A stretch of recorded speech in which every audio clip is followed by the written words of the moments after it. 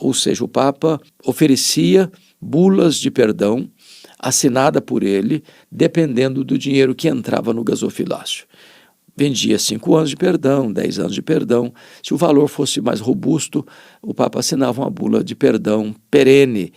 E quando Lutero vê que Johannes Tetzel está na Alemanha pregando sobre essas coisas, ele já conhecendo a verdade bíblica de que o justo viverá pela fé e que o homem não pode perdoar, só Deus tem esse poder, só Deus tem essa capacidade, então ele resiste às pregações de Johannes Tetzel e no dia 31 de outubro de 1517, ele vai fixar nas portas da igreja de Wittenberg as 95 teses contra as indulgências, deflagrando aí, certamente, o movimento da reforma. Vale destacar que o interesse de Lutero não era romper com a igreja, mas reformar a igreja. Porém, ele percebeu que isso estava cada vez mais distante e cada vez mais impossível. E então, em 1521, 4 anos depois, houve a Dieta de Worms, e as autoridades políticas e religiosas conclamaram Lutero nessa dieta a se retratar de suas obras, de seus escritos, de suas pregações. E ele, então, respondeu naquela dieta: a não ser que vocês me convençam pelas Escrituras de que eu estou equivocado, eu não posso me retratar, porque a minha consciência está cativa da palavra de Deus. Não é lícito a um homem agir contra a sua consciência. Aqui fico, aqui permaneço, aqui me estabeleço, e que Deus me ajude. Ali foi, de fato, o corte radical, ali foi, de fato, a separação inevitável, e ali, então, começa mais histórica e precisamente a questão do protestantismo, né? Lutero percebeu que a igreja não podia ser transformada, reformada, porque a sua liderança não aceitava isso. E ele, ao sair dessa dieta, ele é raptado. Raptado não pelos seus inimigos, porque agora, por ordem papal, quem matasse Lutero não era passível de crime.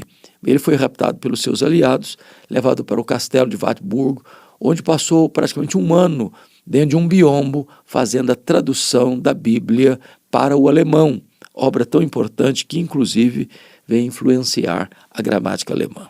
Deus levantou Lutero nesse tempo, um monge agostiniano, para dar o pontapé nesse movimento que foi um retorno às Escrituras, um retorno à doutrina dos apóstolos, um retorno ao cristianismo puro e simples, rompendo com aquelas práticas que foram inseridas na igreja no período da Idade Média, muitas distorções da teologia bíblica, da teologia cristã, e então repondo a verdade, trazendo de volta a simplicidade, a pureza das Escrituras, a pregação pura e simples do Evangelho.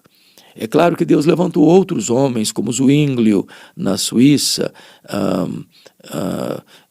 como Calvino, que era francês, mas se refugiou em Genebra e ficou em Genebra a pedido de Guilherme Farel, e onde ele prega a palavra de Deus até a sua morte em 1564. A reforma foi um conjunto de fatores, de homens que Deus levantou para anunciar a verdade, pregar a verdade, e como Johannes Gutenberg já havia inventado a imprensa em 1450, as ideias da reforma foram largamente divulgadas, amplamente divulgadas, e a reforma se estabeleceu. Estabeleceu na Alemanha, se estabeleceu na Suíça, se estabeleceu na Holanda, e a obra de Deus avançou com grande graça e com grande poder. É claro que depois se consolidou, se galvanizou as ideias principais da reforma nos chamados 5 solas da reforma. Quais são esses 5 solas? Quais são esses 5 fundamentos? Primeiro, sola Escritura. Só a Escritura. Ou seja, o entendimento protestante é que a Bíblia não é uma dentre as muitas formas de Deus nos comunicar sua vontade. A Bíblia é a única regra de fé e prática. Deus se revelou na natureza, Deus se revelou na nossa consciência, Deus se revelou nas Escrituras, Deus se revelou em Cristo Jesus, o seu Filho, nosso Redentor. Mas a palavra escrita de Deus é a Bíblia. Ela é inspirada, inerrante, infalível, suficiente, eterna, poderosa. Ela não cai em desuso, ela não fica obsoleta, ela não precisa ser atualizada, ela não precisa ser ressignificada, ela não é nem nova nem velha, ela é eterna. A palavra de Deus não pode falhar. Então, esse é um pilar que nós cremos. Não é a Bíblia mais a tradição, não é a Bíblia mais o decreto papal, não é a Bíblia mais as decisões conciliares, as encíclicas. Não, a Bíblia é a palavra de Deus. Ela não contém, ela é a palavra de Deus. Ela é viva e poderosa. Então, aqui está o fundamento importantíssimo da reforma, que está centralizado nas Escrituras. Palavra de Deus, palavra inspirada, palavra inerrante, palavra infalível, palavra suficiente. O segundo sola das Escrituras é o sola fide, só a fé. Veja que a igreja ensinava a salvação pelas obras, mas a salvação não é pelas obras. A Bíblia diz, pela graça sois salvos mediante a fé, isso não vem de vós, é dom de Deus, não de obras para que ninguém se glorie. A salvação não é pela fé mais as obras, não é uma espécie de parceria, onde Deus nos dá a fé e nós entramos com as obras, não. A salvação, ela é exclusivamente pela graça mediante a fé. Nós não contribuímos com o nosso esforço, com os nossos méritos, com as nossas obras, com os nossos predicados morais, com as nossas qualidades espirituais para a nossa salvação. Salvação é uma obra exclusiva de Deus. Ele planejou, ele executou, ele consumará. De tal maneira que não há mérito nenhum, porque eu recebo esta salvação pela fé. A fé não é a causa meritória, a fé é a causa instrumental de apropriação da salvação em Cristo Jesus. O terceiro sola é sola gratia, só a graça. Isso significa que não há mérito humano, que a salvação não é por mérito, não é que eu faço por onde, eu faço a minha parte e Deus faz a outra. Não é uma questão de sinergismo, mas de monergismo. A salvação é uma obra de Deus, sem qualquer participação do homem, sem qualquer mérito do homem. Eu não mereço a salvação. Ele me concede, me doa gratuitamente e merecidamente a salvação. É graça. Graça é um dom imerecido. Eu não mereço, mas eu preciso. Então a salvação não é uma medalha de honra ao mérito. Salvação não é um troféu que você conquista. Salvação é uma obra exclusiva de Deus, que Deus faz por mim sem que eu mereça. É gratuito, completamente gratuito. Eu mereço sim o castigo, o juízo, e Deus não aplica o castigo e o juízo, Ele me concede salvação, perdão, redenção, e isso é graça, é só a graça. Tudo é feito para que Deus seja glorificado, de tal forma que a minha salvação não merece aplausos a mim. A minha salvação é um reconhecimento de que tudo provém de Deus e que toda a glória pertence a Deus. Não a nós, Senhor, não a nós, mas ao teu nome da glória. Em quarto lugar, o quarto fundamento da reforma é o solus Christus, só Cristo. Porque então Cristo era um dos, mas não o único, exclusivo. E é importante ressaltar que Jesus não é um Salvador dentre outros Salvadores. Ele é o único nome dado entre os homens pelo qual importa que sejamos salvos. Jesus Cristo não é um dentre os muitos mediadores. Não. A Bíblia diz que há um só Deus e um só mediador entre Deus e os homens, Jesus Cristo, homem. Foi o próprio Jesus quem disse: eu sou o caminho e a verdade e a vida, e ninguém vem ao Pai senão por mim. de tal maneira que não há nenhum outro nome dado entre os homens, pelo qual importa que sejamos salvos. Então, nenhum homem, por mais ilustre que seja, pode salvar. Nem o Papa, nem Paulo, nem Pedro, nem Maria, nem João, nem o pastor, nem o missionário, nem o bispo, nem a igreja, nem a religião, nem qualquer conselho eclesiástico. A salvação é uma obra exclusiva de Deus e só Jesus salva. É só Cristo, solo Christus. É só Ele que pode trazer salvação, só Ele pode dar vida eterna, só Ele pode perdoar os pecados, só Ele pode nos reconciliar com Deus, só Ele pode tirar o peso da culpa e nos oferecer o seu perdão e a sua graça salvadora. Mas, em quinto e último lugar, o quinto sola da reforma é o soli deo gloria. Só a Deus a glória. Ou seja, Deus não divide a sua glória com ninguém. É por isso que a salvação pertence a Deus. Porque ninguém vai chegar lá no céu reivindicando os seus direitos. Ninguém vai chegar lá no céu dizendo, eu vim receber o meu prêmio, que eu mereci, que eu fiz por onde. Ninguém pode comprar a salvação, nem com dinheiro, nem com merecimento, nem com obras, nem com sacrifícios. Portanto, quando nós lá chegarmos, o único que vai ser exaltado é o próprio Deus. O único que vai ser glorificado é o próprio Deus. O único que vai merecer todos os encômios e elogios é o próprio Deus. Porque tudo Ele fez para o louvor da sua própria glória. Sem qualquer merecimento humano, sem qualquer iniciativa humana. Não fomos nós quem o amamos e então Ele passou a nos amar. Não. Foi Ele quem nos amou primeiro. O nosso amor por Deus é o refluxo do fluxo do amor de Deus por nós, de tal maneira que não há mérito, de tal maneira que não há qualquer holofote sobre o homem. Não, é somente a Deus a glória. Toda a glória dada ao homem, portanto, é glória vazia, é vanglória, é idolatria, é abominação para Deus. Então, está aqui esses fundamentos da reforma protestante do século XVI. É só a Bíblia, é só a fé, é só a graça, é só Cristo, é só Deus que recebe toda a glória. As ideias da reforma tiveram certamente resistência, porque houve um concílio contra a reforma, o Concílio de Trento, que tentou impedir o avanço das ideias reformistas, proibindo a leitura da Bíblia, proibindo outros livros protestantes,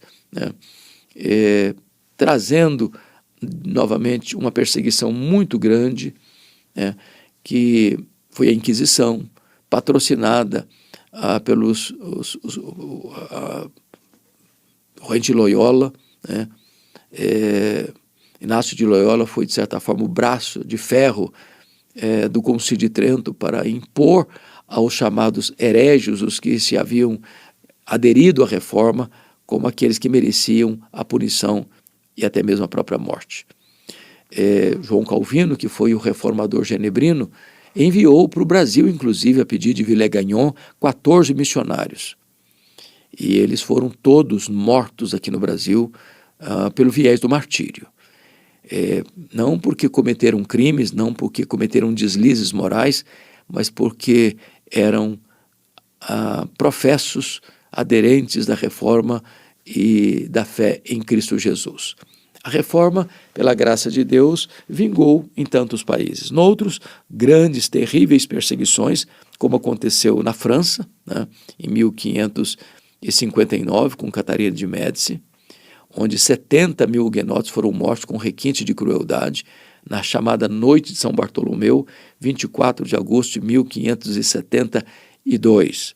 Como a terrível e amarga guerra dos 100 anos na Alemanha, que morreu tanta gente, como também as lutas que aconteceram na Inglaterra, mormente depois de 1534, quando Henrique VIII rompeu com o catolicismo para se casar de novo. Ele queria divorciar-se da sua mulher, Catarina Aragão, para casar-se com Ana Bolena, e o Papa não lhe deu essa permissão. Ele rompeu com o catolicismo, rompeu com o Papa e criou uma nova denominação religiosa na Inglaterra, o anglicanismo. Ele teve outros casamentos. A Ana Bolena não lhe deu o filho que ele esperava ter para ser o seu herdeiro, mas este homem veio a morrer em 1547, e o seu filho, Eduardo VI, que está apenas com 10 anos de idade, reina então em seu lugar, e o menino morre precocemente em 1553, e assume o governo da Inglaterra Maria Tudor, Maria Sanguinária, que persegue os protestantes, mata os líderes protestantes queimados em praça pública, dispersa tantos outros, e muitos têm que fugir da Inglaterra para não morrerem. Mas ela vem a morrer muito cedo, em 1558, 5 anos depois que está no poder, e a sua irmã Elizabeth, ou Isabel, assume o governo da Inglaterra num longo reinado de 1558 a 1603, e ela então traz de volta os foragidos da perseguição de sua irmã Isabel, da sua irmã Maria Tudor, e então os que voltaram depois de terem contatos lá no continente com a reforma requereram na Inglaterra uma mudança profunda, uma revolução, na verdade, na teologia, na liturgia, no governo e na vida.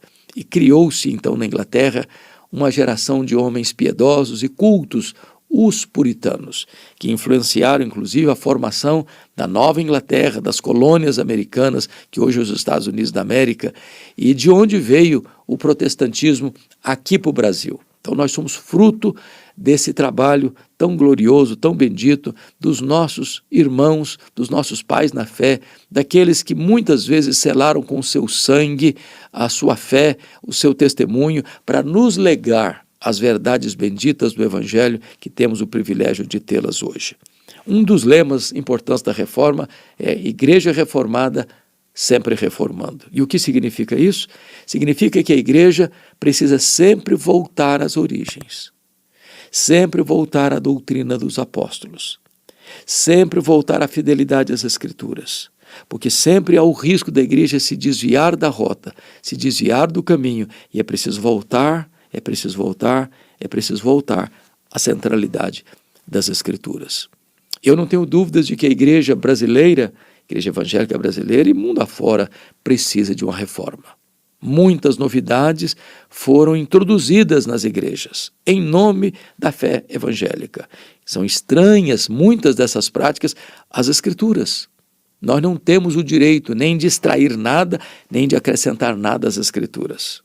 Então, a igreja precisa de uma reforma, para voltar à simplicidade do Evangelho, voltar à infalibilidade e inerrância das Escrituras, voltar à centralidade da pregação da palavra nos púlpitos, que estão sendo tomados às vezes por tantas novidades estranhas às Escrituras. A igreja precisa certamente de uma nova reforma. Mas também a igreja precisa de um grande reavivamento, porque às vezes as pessoas aderem a essa doutrina, mas não buscam o fervor espiritual.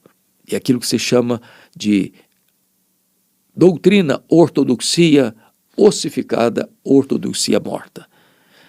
E.M. Bounds, um piedoso metodista do século XIX, disse: a ortodoxia é boa, ela é absolutamente necessária, ela é insubstituível, mas a ortodoxia morta mata. Lutero dizia que pregação sem unção endurece o coração. O M. Bounds ainda disse: homens mortos tiram de si sermões mortos, e sermões mortos matam. Estamos à procura de novos métodos e Deus está à procura de melhores homens. Deus não unge métodos, Deus unge homens. E nós precisamos não apenas de ter luz na nossa mente, como dizia Jonathan Edwards, nós precisamos também ter fogo no coração.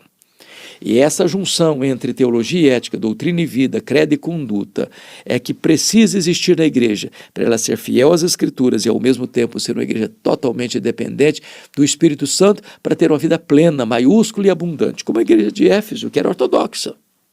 Não há denúncia de heresia naquela igreja. Ao contrário, ela não suportava os falsos apóstolos, ela detestava as obras dos nicolaítas, era uma igreja fiel na sã doutrina, mas tinha perdido o seu primeiro amor. Então, nós precisamos, nesta comemoração de 108 anos da Reforma Protestante, voltar às origens, voltar às Escrituras, voltar à doutrina dos apóstolos, voltar à simplicidade do Evangelho e experimentarmos uma reforma profunda e um poderoso reavivamento espiritual.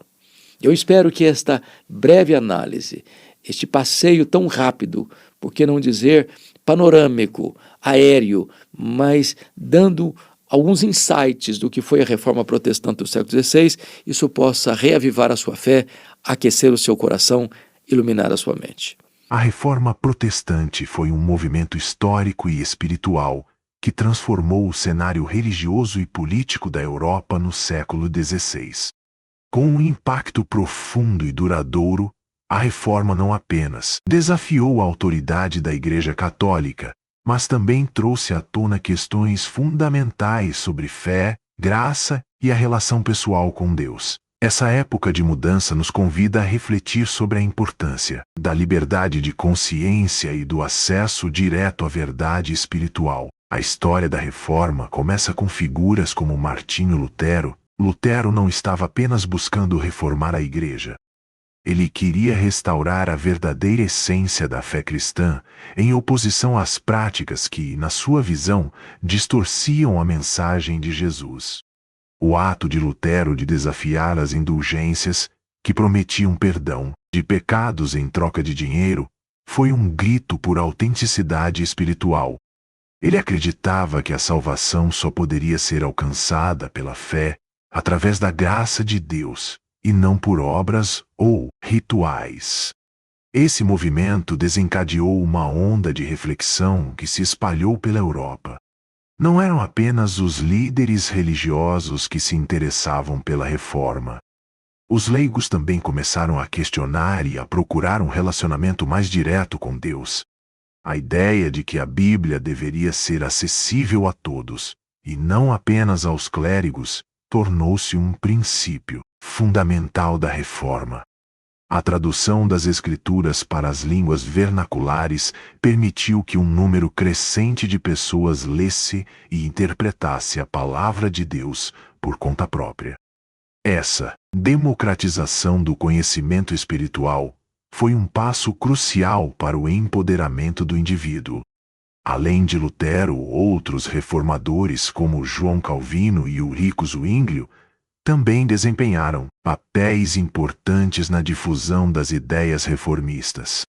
Cada um deles trouxe novas interpretações e ênfases à fé cristã, enfatizando, por exemplo, a soberania de Deus. Com isso, o movimento se diversificou, dando origem a várias denominações que buscavam refletir sua compreensão da verdade bíblica. Entretanto, a Reforma Protestante não se restringiu apenas a questões teológicas. Teve também profundas implicações sociais e políticas. Como as ideias reformistas se espalharam, muitas pessoas começaram a questionar não apenas a Igreja, mas também as autoridades civis.